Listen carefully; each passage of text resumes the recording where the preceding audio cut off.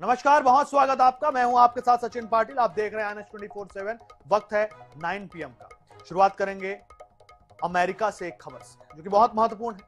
America के supreme court ने राष्ट्रपति डोनाल्ड ट्रंप द्वारा लगाए गए टैरिफ को गैर कानूनी करार देते हुए रद्द कर दिया। इस फैसले से ट्रंप प्रशासन की आर्थिक और विदेशी नीति को बड़ा झटका लगा है। लेकिन अब सबसे बड़ा सवाल यह है कि सरकार पहले ही वसूले जा चुके 133 अरब डॉलर का क्या होगा। इलिनॉइस के गवर्नर जेबी प्रिट्जकर ने ट्रंप को एक पत्र लिखकर अपने राज्य के परिवारों के लिए करीब 9 अरब डॉलर की वापसी की मांग की। उन्होंने कहा है कि टैरिफ की वजह से किसानों को नुकसान हुआ, सहयोगी देशों में नाराजगी बढ़ी और किराने का सामान महंगा हो गया। येल यूनिवर्सिटी के विशेषज्ञों के अनुसार पिछले साल औसतन हर अमेरिकी परिवार ने टैरिफ के कारण लगभग $1700 अतिरिक्त चुकाया है। इसी आधार पर प्रिट्जकर ने प्रति परिवार मुआवजा की मांग की है। सुप्रीम कोर्ट के फैसले के बाद आम उपभोक्ताओं को उम्मीद है कि उन्हें महंगाई के बदले पैसे वापस मिल सकते हैं, लेकिन ऐसा होना मुश्किल माना जा रहा है क्योंकि टैरिफ सीधे कंपनियों से वसूला गया था, इसलिए रिफंड भी संभवतः उन्हीं कंपनियों को मिलेगा। अमेरिकी ट्रेजरी सचिव स्कॉट बेसेंट ने भी संकेत दिया है कि आम लोगों को सीधा मुआवजा मिलना मुश्किल है।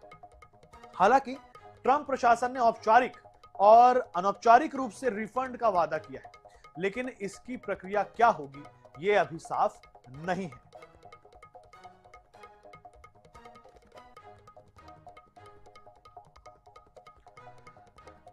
इलाहाबाद जिला न्यायालय पॉक्सो एक्ट की अदालत ने शंकराचार्य स्वामी अविमुक्तेश्वरानंद सरस्वती और उनके शिष्य दंडी स्वामी प्रत्येक चैतन्य मुकुंदानंद गिरी के खिलाफ बच्चों के यौन शोषण के मामले में FIR दर्ज करने का आदेश दिया है।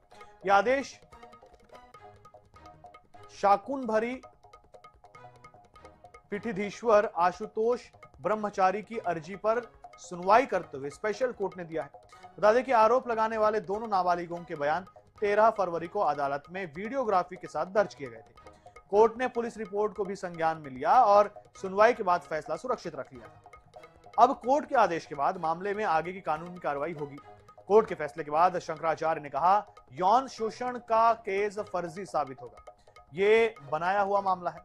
आशुतोष महाराज राम भद्राचार्य का एक चेला है, हिस्ट्री शीटर है। उसने पहले भी लोगों के ऊपर झूठे केस किए हैं। वह लोगों को धमकाता है, धन उगाही करता है। राम भद्राचार्य से हम लोगों का वाक युद्ध चलता रहता है, ये तो सभी लोग जानते ही हैं। उन्होंने हमारे ऊपर अपने चेले को आगे करके फर्जी मुकदमा करवाया है। वो चाहते हैं कि सरकार के खिलाफ गोमाता की रक्षा की आवाज हम नहीं उठाएं, इसलिए हमारे ऊपर ये सब हो रहा है।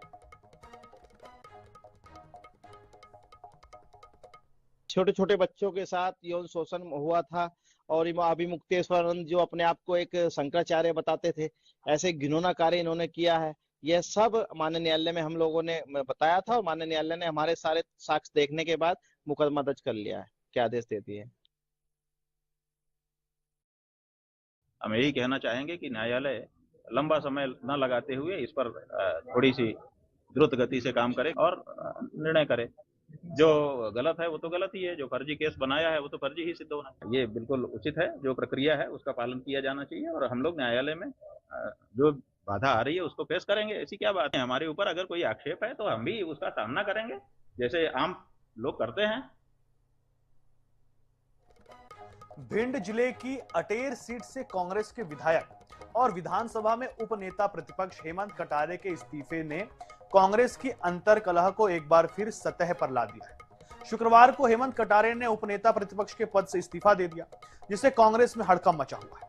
कटारे के इस्तीफे की असल वजह तलाशी जा रही है। दूसरी तरफ अब PCC चीफ जीतू पटवारी और नेता प्रतिपक्ष उमंग सिंघार डैमेज कंट्रोल में लग गए हैं। क्या है इस पूरे मामले में पर्दे के पीछे की कहानी, रिपोर्ट में देखिए। विधानसभा में उपनेता हेमंत कटारे शुक्रवार को सदन की कार्यवाही में मौजूद थे।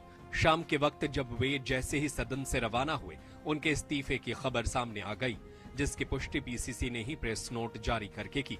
अचानक हुए इस घटनाक्रम ने सभी को चौंका दिया, लिहाजा इस्तीफे की वजहें तलाशी जा रही है। सूत्रों से मिली जानकारी के मुताबिक हेमंत कटारे नेता प्रतिपक्ष उमंग सिंघार और पीसीसी चीफ जीतू पटवारी दोनों से ही नाराज हैं।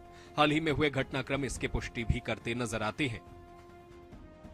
सूत्रों के मुताबिक हेमंत कटारे लगातार हो रहे अपमान से आहत हैं। उपनेता के पद पर होने के बावजूद उन्हें पार्टी फोरम में सम्मान नहीं मिल रहा। बजट सत्र में कटारे को बोलने से रोका जा रहा है। कटारे स्लॉटर हाउस में हुई गोकशी के मुद्दे को जोर शोर से उठाना चाहते थे, लेकिन उनके मुद्दे को विधायक दल की बैठक में भी तवज्जो नहीं मिली। शुक्रवार को भी वे करीब 3 से 4 बार बोलने के लिए खड़े हुए, लेकिन पार्टी का ही साथ नहीं मिला। हाल ही में पीसीसी में हुई प्रेस कॉन्फ्रेंस में भी उन्हें कोने की कुर्सी दी गई थी। इन सारे घटनाक्रम से हेमंत कटारे आहत हैं। ये एक युवा नेता है जो दहाड़ता है विधानसभा के अंदर और बाहर, और बीजेपी घबराती है। इसलिए इस नेता को जो भी बात करके जो सम्मान है वो दिया जाना चाहिए, जिससे कि कांग्रेस एकजुट दिखे और पूरी ताकत से भारतीय जनता पार्टी से लड़ सके। अचानक हुए इस्तीफे से कांग्रेस में हड़कंप मच गया है। भोपाल से लेकर दिल्ली तक चर्चा तेज हो गई है। कटारे की नियुक्ति राष्ट्रीय अध्यक्ष मल्लिकार्जुन खड़गे ने की थी।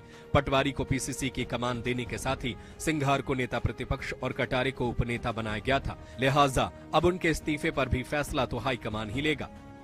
उनकी नियुक्ति किस स्तर पर होगी? उनकी नियुक्ति राष्ट्रीय अध्यक्ष जी के स्तर के ऊपर, उनके किस पृष्ठभूमि पर उन्होंने इस्तीफा दिया वो राष्ट्रीय अध्यक्ष जी और पार्टी के सामने उन्होंने रखी।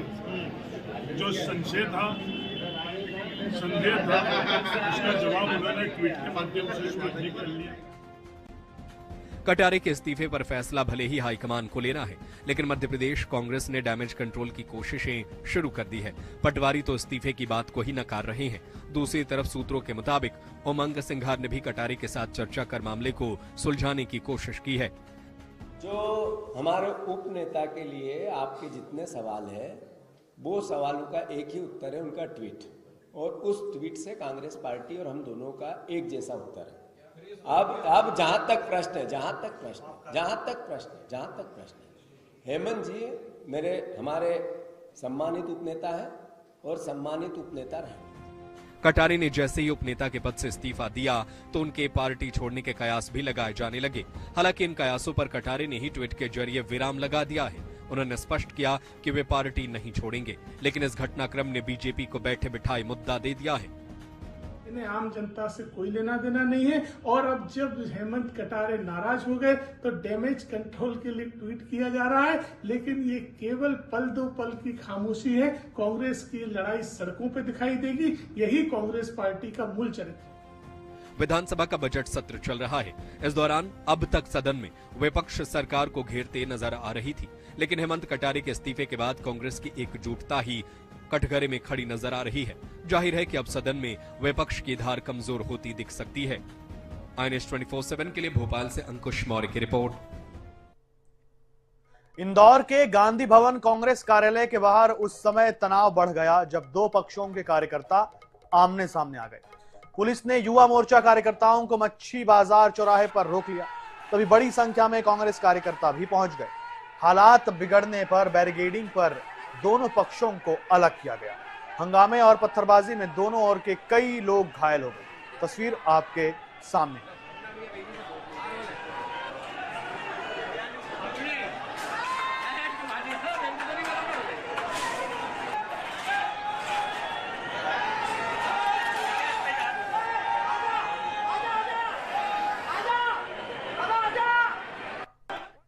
मध्य प्रदेश की विधानसभा में नेता प्रतिपक्ष और संसदीय कार्य मंत्री कैलाश विजयवर्गीय के बीच में हुई आपस की बातचीत का जो नजारा था, उसके बाद में लगातार पिछले 2 दिनों से इंदौर हो या वो मध्य प्रदेश के दूसरे शहरों, लगातार जमीन पे कांग्रेस और बीजेपी के कार्यकर्ताओं में कलकी दिख रही है। आप देख सकते हैं कि ये कांग्रेस कार्यकर्ता जो हैं उन पर इधर बीजेपी के कार्यकर्ताओं के द्वारा यहाँ पे पानी की बोतल्स और पानी फेंकना शुरू कर दिया गया है। इस ओर इसको बीजेपी के कार्यकर्ताओं को पुलिस ने रोका और दूसरी तरफ आपको आक्रोश दिखाता हूँ। आप ये देखिए, दूसरी ओर जो है ये कांग्रेस कार्यकर्ता है, ये कांग्रेस कार्यालय पर बीजेपी के जो कार्यकर्ता हैं, बीजेपी के ये पत्थर मारना शुरू हो गया है, पत्थर फेंक रहे हैं, कांग्रेस के कार्यकर्ताओं की तरफ से पत्थर आने शुरू हो गए और बीजेपी के जो भारतीय जनता युवा मोर्चा के जो कार्यकर्ता थे, वो कार्यकर्ता यहाँ पर विरोध प्रदर्शन करने के लिए आने वाले थे, जिसके चलते कांग्रेसी पहले अपने कार्यालय पे इकट्ठा हो गए और अब बीजेपी के कार्यकर्ता जो है इन्होंने बैरिकेड्स तोड़ना शुरू कर दिया है। पुलिस फोर्स के रोकने के बाद भी बीजेपी कार्यकर्ता नहीं रुक रहे और अब कांग्रेस और बीजेपी के कार्यकर्ता आमने सामने आ गए हैं। पुलिस से डंडा छीनते हुए और आगे जाने की कोशिश कर रहे हैं।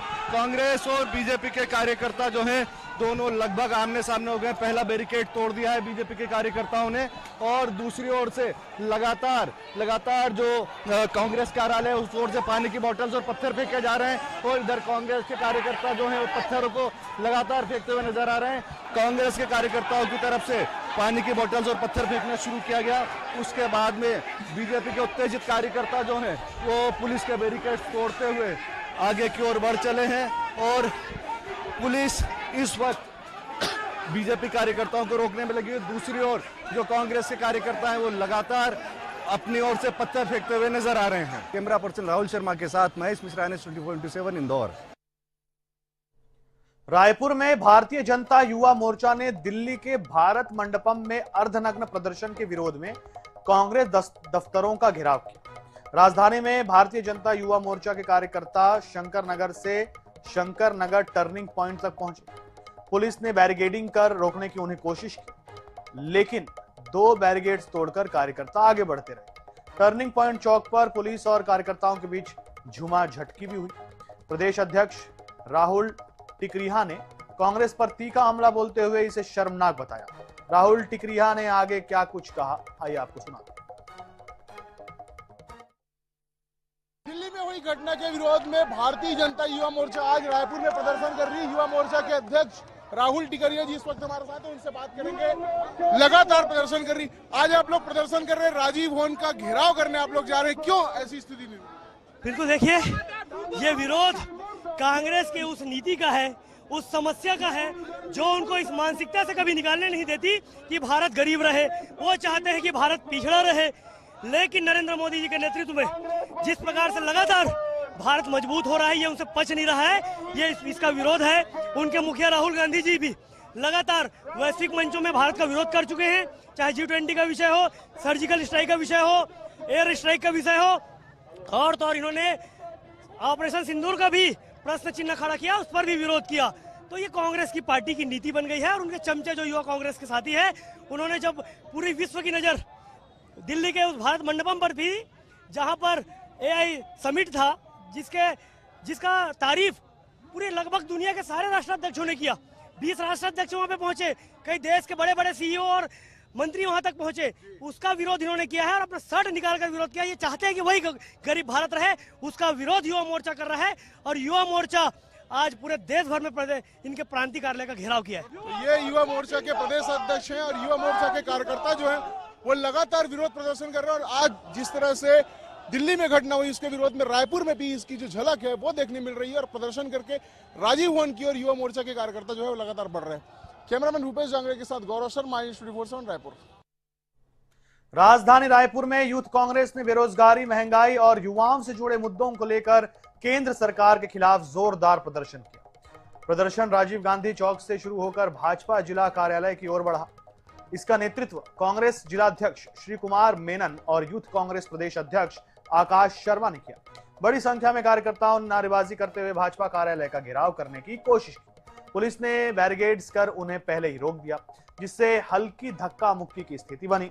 बाद में प्रदर्शनकारियों ने सामूहिक गिरफ्तारी देकर अपना विरोध दर्ज कराया। राजधानी रायपुर में भी जिला कांग्रेस और यूथ कांग्रेस के द्वारा आज भाजपा के जिला कार्यालय का घेराव करने के लिए तमाम जो कार्यकर्ता है वो सड़कों पर निकले हुए थे। फिलहाल सभी कार्यकर्ताओं को जो है वो सामूहिक उनकी गिरफ्तारी जो है वो यहाँ पर कर दी गई है। रायपुर के जिला अध्यक्ष श्री कुमार मेनन हमारे साथ हैं। आज आप लोग घेराव करने के लिए निकले थे बीजेपी का दफ्तर, क्या मुद्दे हैं? देखिए, जो सरकार बेरोजगारों को रोजगार नहीं दे सकती, 12 साल हो गए मोदी जी की सरकार को, 12 साल में रोजगार का ग्राफ अगर देखेंगे ऑल टाइम लो चल रहा है। केंद्र में हजारों पद खाली पड़े हुए हैं, हजारों हर डिपार्टमेंट में खाली पड़े हुए हैं। केंद्र सरकार के अलावा राज्य सरकार में हजारों पद खाली हुए हैं, नगरीय निकायों में खाली, लेकिन भर्तियां बंद है। इसलिए युवा जो है आक्रोशित होकर सड़क पर आ रहा है। युवा नाराज है, युवा इस सरकार से नाराज है। पूरे देश की जिस प्रकार से छवि स्टाइल जो वो है स्कैंडल हुआ है, उस मामले में नाम आया है, मंत्रियों का नाम आया है, तमाम भाजपा के बड़े नेताओं का नाम आया है। उन सब मामलों पे सरकार सोई हुई है। हमारे साथ ग्रामीण के भी जिला अध्यक्ष है राजेंद्र पप्पू बंजारी जी। एआई समिट जो हुआ उसको लेकर के अब बीजेपी वाले जो है वो कहीं ना कहीं कांग्रेस के दफ्तर का घेराव कर रहे हैं, इसको कैसे देखते हैं? क्योंकि उन लोगों का कहना है कि अर्धनग्न प्रदर्शन करना कहीं ना कहीं गलत है।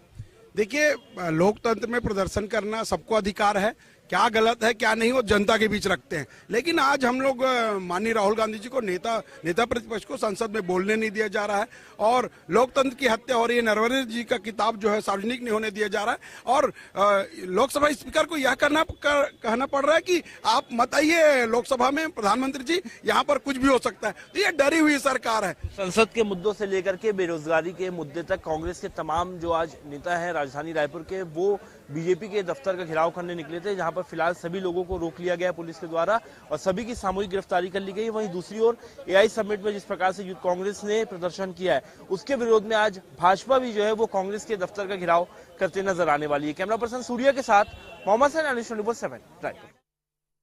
रायपुर के कचना स्थित परिसर में नव संचालित राघव पब्लिक स्कूल का प्रथम वार्षिकोत्सव धूमधाम से आयोजित किया गया।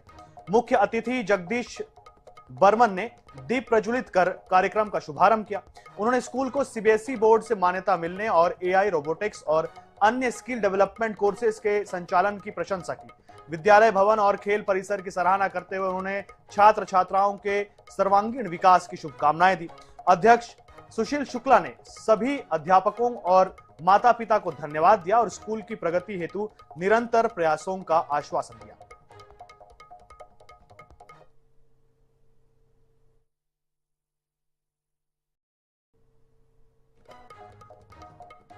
रायपुर के सुयश हॉस्पिटल में आधुनिक चिकित्सा तकनीक एंडोसोनोग्राफी पर विशेष वर्कशॉप आयोजित की गई। इसमें देश विदेश के विशेषज्ञ डॉक्टरों ने हिस्सा लिया और ईयूएस तकनीक की विस्तृत जानकारी साझा की। एंडोसोनोग्राफी पेट के अंदरूनी अंगों जैसे लीवर, पैनक्रियाज और गॉल ब्लैडर का गहन अध्ययन संभव बनाती है। इस तकनीक से गांठों की बायोप्सी और पैनक्रियाज में पानी के थैले का इलाज बिना चीर फाड़ के किया जा सकता है। वर्कशॉप से चिकित्सा क्षेत्र में बड़ी उपलब्धि मानी जा रही है और मरीजों को सुरक्षित और कम इनसेवी उपचार मिल सकेगा।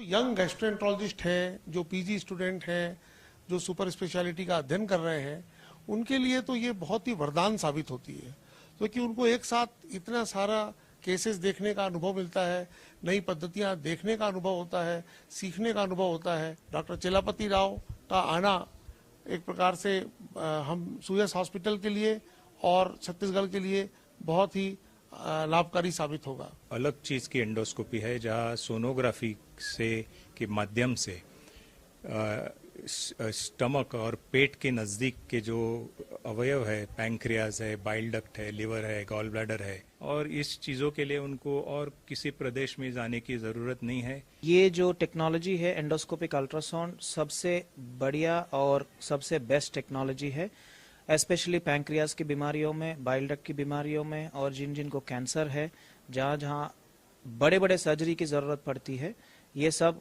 हम एंडोस्कोपिक अल्ट्रासाउंड से बीमारी पता भी कर सकते हैं और इलाज भी कर सकते हैं। छत्तीसगढ़ के श्योपुर जिले के जैदा गांव में किसान राम सिंह मीणा के बेटे अजय मीणा की शादी चर्चा का विषय बनी, जब बारात हेलीकॉप्टर से रवाना हुई। अजय की शादी राजपुरा की रितिका से हुई। दूल्हे के पिता ने बताया कि यह पहल बच्चों की खुशी और वर्षों पुरानी इच्छा को पूरा करने के लिए की गई।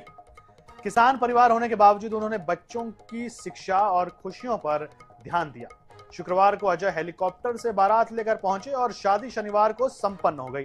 दुल्हन रितिका की विदाई भी हेलीकॉप्टर से ही हुई, जिससे यह शादी यादगार बन गई। तस्वीर आप देखिए, श्योपुर की तस्वीर है। हमारे माता पिता का सपना था ये कि अपनी बहू को, अपने बेटे की शादी में अपनी बहू को हेलीकॉप्टर से लाए, और वो सपना आज पूरा हो गया है। आज वो पापा का सपना पूरा हो गया है। बिल्कुल बिल्कुल बिल्कुल। और हम बहुत खुश है इस चीज से। बिल्कुल बिल्कुल।